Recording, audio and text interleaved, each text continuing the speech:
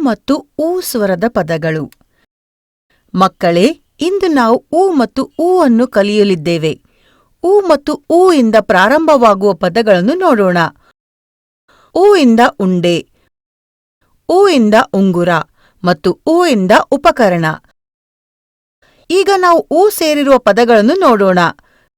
ಸೂಜಿ, ಚತುರ, ಮಧುರ, ಯುಗ.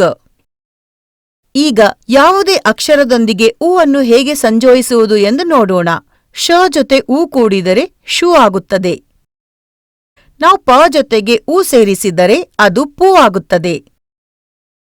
ಈಗ ಈ ಅಕ್ಷರಗಳನ್ನು ಓದಿ. ಪ್ರತಿಮಾ: ಛು, ಛು, ಡು, ದುಹು, ತು, ಲು, ಮು.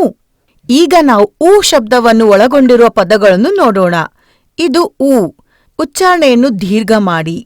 ಊ ಇಂದ ಊರು, ಊ ಇಂದ ಊಟ, ಊ ಇಂದ ಊಹೆ. ಈಗ ನಾವು ಊ ಸೇರಿಸುವ ಪದಗಳನ್ನು ನೋಡೋಣ. ಸೂರ್ಯ, ಮೂರು, ಬೂದಿ, ನೂರು, ಗೂಡು, ಕೂಸು, ಪೂರಿ. ಈಗ ಯಾವುದೇ ಅಕ್ಷರದೊಂದಿಗೆ ಉ ಅನ್ನು ಹೇಗೆ ಸಂಯೋಜಿಸುವುದು ಎಂದು ನೋಡೋಣ.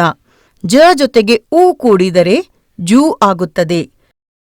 ನಾವು ದ ಜೊತೆಗೆ ಉ ಅನ್ನು ಸೇರಿಸಿದರೆ ಅದು ದೂ ಆಗುತ್ತದೆ.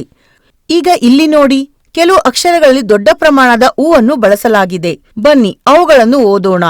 ಹೂ, ರೂ, ಲೂ, ಫೂ, ಊ, ಖೂ, ಪೂ, ಭೂ.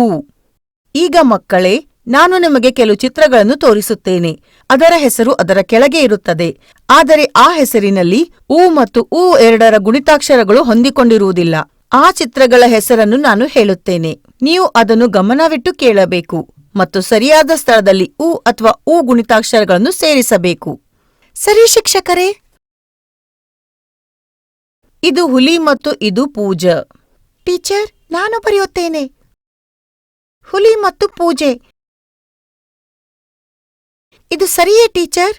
ಹೌದು ನಂದಿನಿ, ನೀನು ಬರೆದಿರುವುದು ಸರಿಯಾಗಿದೆ. ಈಗ ಮುಂದಿನ ಚಿತ್ರವನ್ನು ನೋಡಿ. ಇದು ಮುಖ ಮತ್ತು ಇದು ಮೂಟೆ.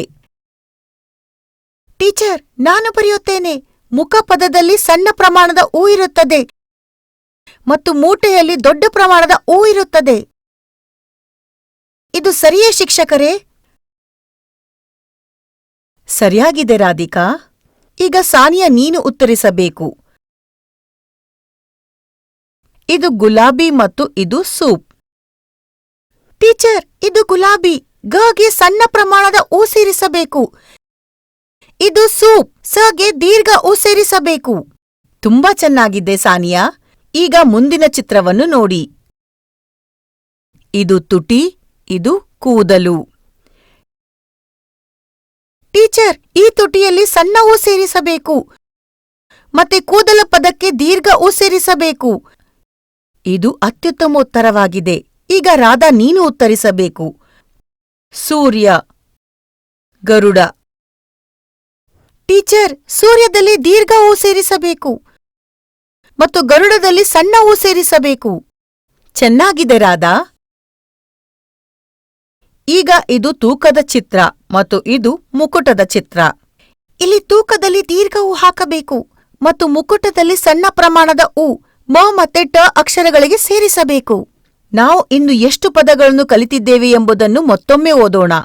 ಹುಲಿ, ಪೂಜೆ, ಮುಖ, ಮುಕುಟ, ಗುಲಾಬಿ, ಸೂಪ್, ತುಟಿ, ಕೂದಲು, ಸೂರ್ಯ, ಗರುಡ, ತೂಕ. ಈಗ ಈ ಎಲ್ಲಾ ಪದಗಳನ್ನು ನಿಮ್ಮ ಪುಸ್ತಕದಲ್ಲಿ ಬರೆಯಿರಿ.